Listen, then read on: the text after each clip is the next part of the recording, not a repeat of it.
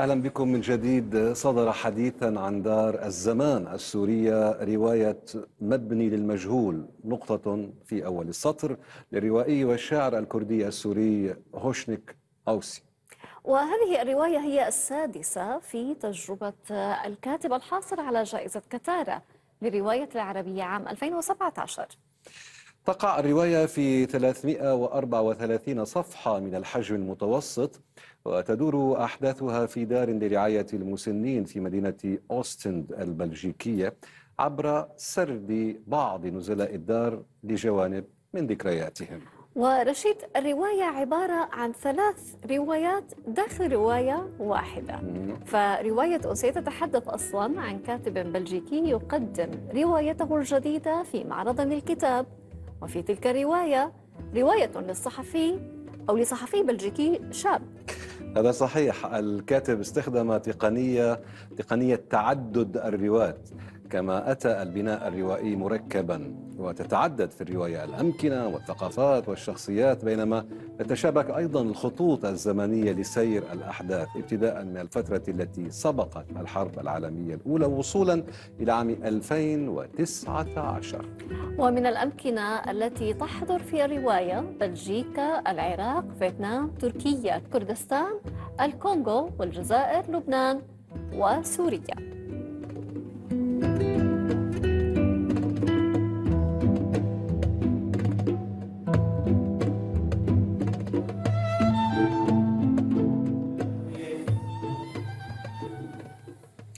على كل حال، للحديث أكثر عن تفاصيل هذه الرواية التي وصفها صاحبها بأنها أتعبته أكثر من إخواتها الخمسة السابقات، يسعدنا استضافة الكاتب والروائي والشاعر هوشنيك أوسي، مؤلف رواية مبني للمجهول نقطة من أول السطر. أهلا ومرحبا بك معنا سيد هوشنيك. يعني أهلا وسهلا. أهلا بك. رواية داخلها رواية، وتلك الرواية داخلها رواية أخرى، وفي المتن نجد أيضا سردا على لسان أبطال الرواية المتعددين. لماذا اخترت أسلوب الكتابة على لسان الراوي بداية، ولماذا تعدد الرواة لديك؟ مرحبا بك وبزميلتك في الاستوديو وبالمشاهدين. دائما أحاول أن أقدم نصا روائيا أزعم بأنه غير اعتيادي أو غير مألوف. أحاول في هذا النص استنهاض مراكز الحساسية والتركيز لدى القارئ. لا أجد نفسي ميالا إلى الرواية أو النص السردي المسطح أو الأحادي الجانب. هذا النص أيضا مركب، يعني مركب من طبقات ضمن إطار عام. هذا الإطار العام هو الراوي العليم، والطبقات هي الأصوات المتعددة للشخصيات الروائية داخل الجسد الرواية، كأن تسمع لفرقة موسيقية فيها آلات متنوعة، لكل آلة موسيقية صوت مختلف، لكن كل هذه الآلات تعزف لحنا بقيادة مايسترو. هذا المايسترو هو الراوي العليم، وتلك الآلات والأصوات هي تعدد الرواة أو تعدد الأصوات داخل البناء الروائي. أجد ذلك يعني يرفع من السوية الفنية للنص ومن جودة الرواية. لهذا السبب يعني اتخذت هذه التقنية لكتابة هذا العمل، وفي أعمالي السابقة أيضا يعني غالبا ما استخدم هذه التقنية.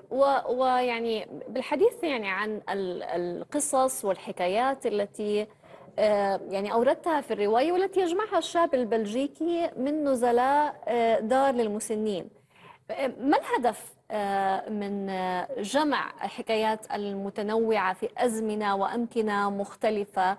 يعني هل قصدت إلقاء الضوء على نظرة هؤلاء المسنين للحياة وتقلباتها، وهم طبعا في مراحل متقدمة من العمر وفي هذه الظروف، في ظروف صعبة؟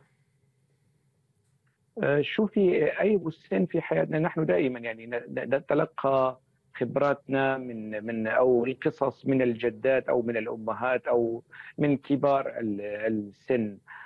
في الأعوام السابقة فقد العالم الكثير من المسنين، يعني سواء بوباء كورونا أو في أمراض. كلما يفقد العالم مسنا يفقد خزانة مهولة من الذكريات والمعارف والخبرات. أنا حاولت في هذه الرواية أن أجمع ما بين زمنين، يعني زمن الفتوة والشباب، شاب في مطلع الثلاثينات ومجموعة من المسنين. ماذا سيحدث إن يعني التقى هذان الزمنان في بوتقة أو في حيز مكاني زماني معين؟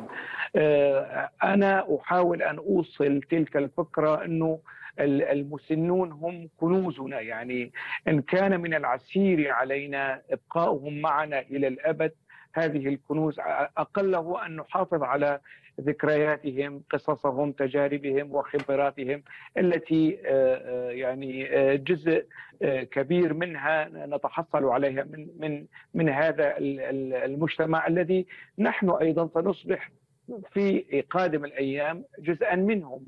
هذه الفكرة أو إحدى الأفكار الرئيسة التي حاولت يعني أن أقدمها ضمن هذه الرواية، يعني الحياة، العوالم المسنين، حيواتهم، ذكرياتهم، خيباتهم، اللحظات المتعة، لحظات الندم، الخشية، الخوف، الأسئلة، القلق، كل هذه التفاصيل حاولت أن أجمعها ضمن هذا الوعاء الأدبي وأقدمها للمتلقي.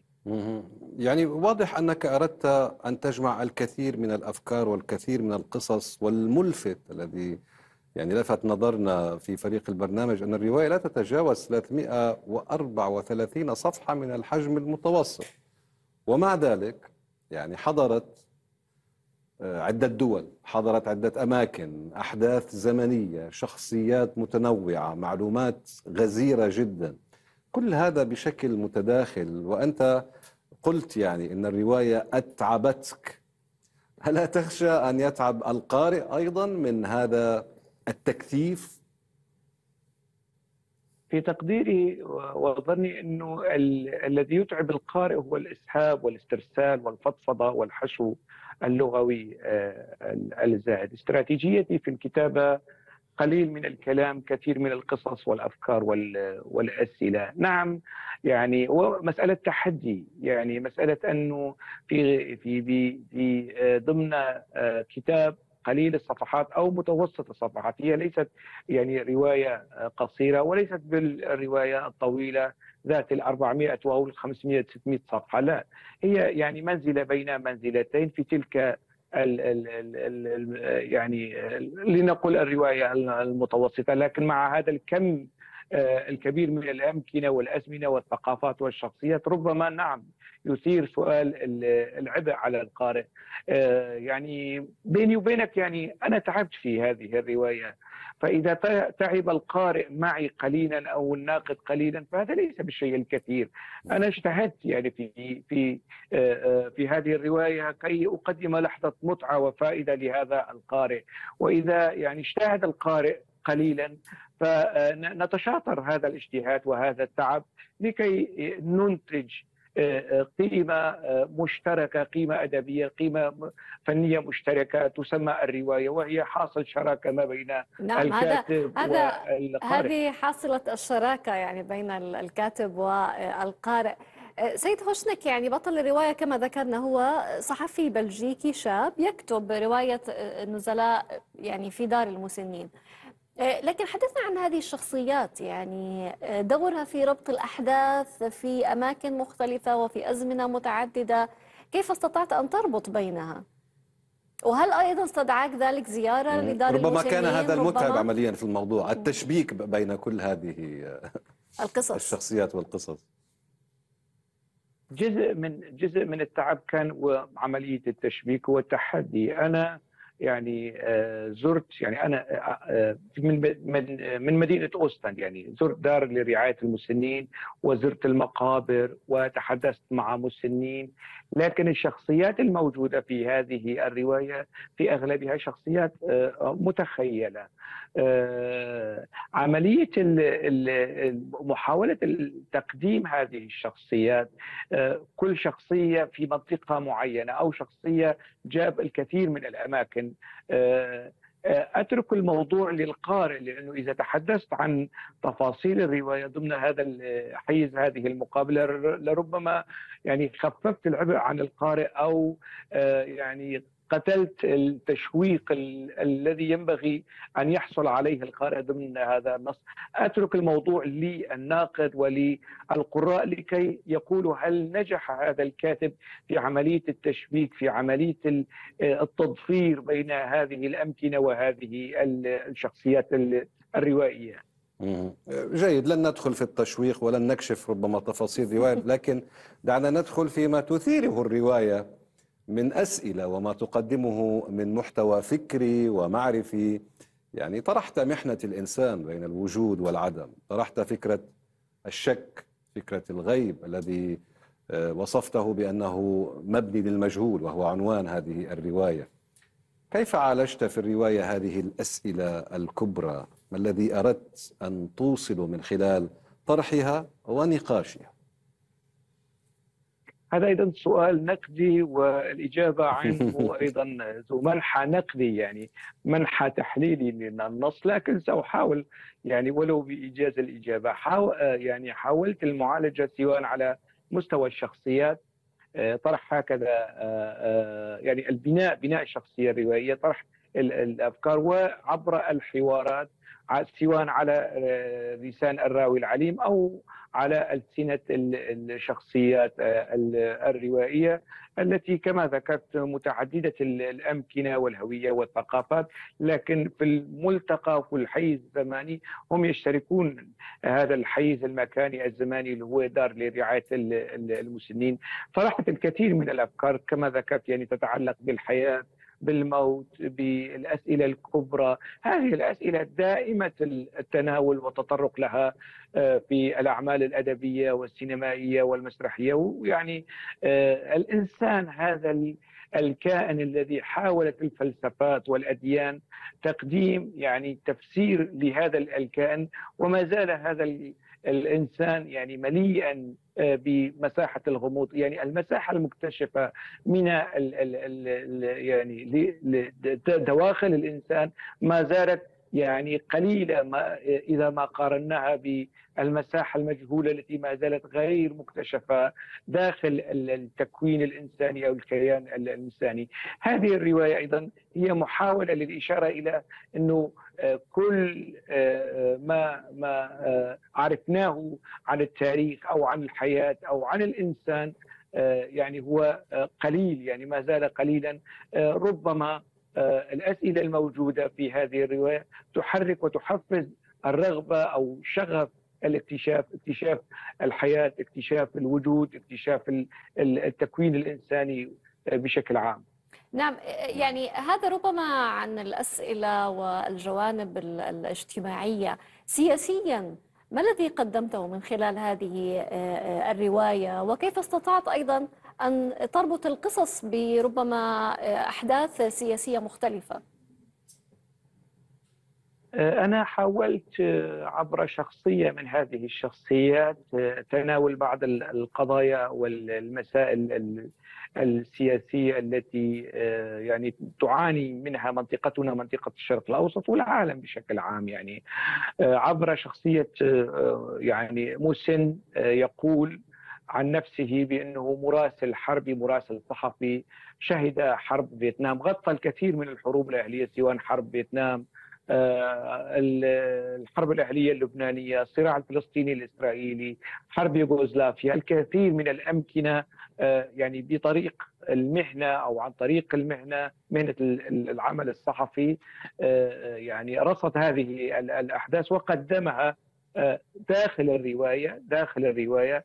حاولت تقديمها للقارئ في هذه الرواية كما ذكرت يعني محتوى معلوماتي ومحتوى معرفي على صعيد التاريخ، على صعيد السياسة، على صعيد الاجتماع، العلاقات الإنسانية، الكثير من الأمور ربما يعلمها القارئ أو القارئ المتخصص عن الكونغو، لكن في هذه الرواية أزعم بأن هنالك أشياء جديدة فيما يتعلق بالحرب الفيتنامية. المغاربة الذين تواجدوا في فيتنام عن طريق يعني هم منتسبون للجيش الفيتنامي، للجيش الفرنسي الذي كان محتلا في فيتنام. الكثير من الجزائريين والمغاربة فقدوا حياتهم هناك، الكثير منهم عادوا ورووا سردياتهم. هذه التفاصيل التي ربما يعني عالجها بعض الروائيين أو لم يعالجوها، أنا حاولت أن أجمعها وأقدمها في سلة روائية، سلة أدبية للمتلقي. فيها ما هو سياسي لكنها ليست رواية سياسية، فيها ما هو تاريخي وهي قطعا ليست رواية تاريخية لأنها فيها محتوى متخيل تاريخي، فيها من الرومانس والعلاقات الإنسانية لكنها ليست رواية اجتماعية بحتة. هي كل يعني حاصل كل هذه التفاصيل، والحياة هكذا يعني الحياة هي حاصل ضرب الأوهام بالحقائق أو قسمة الحقائق على الزي والادعاءات الموجودة في السياسة. يعني نتشوق، أصبحنا متشوقين عمليا للاطلاع عليها وقراءة هذه الرواية. شكرا جزيلا لك الروائي والشاعر الكردي السوري هوشينك أوسي. شكرا. أوستن. شكرا جزيلا. شكرا. وقفة قصيرة.